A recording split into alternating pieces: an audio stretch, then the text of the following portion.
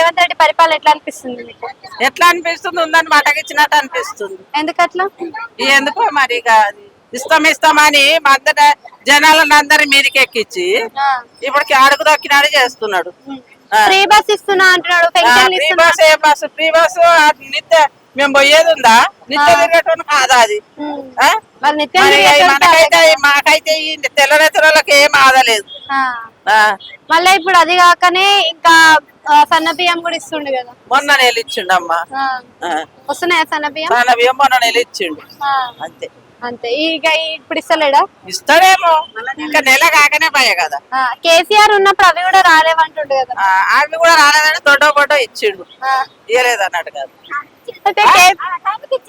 కేసీఆర్ ఉన్నప్పుడు కూడా మళ్ళా ఇప్పుడు ఉన్నప్పుడు ఎట్లా అనిపిస్తుంది ఆయనకి? ఎట్లా అనిపిస్తుంది అంటే మాకేందమ్మా మేడ కూర్చొని 2000 ఇస్తే తింటున్నాం అన్నట్టే మాకున్నది.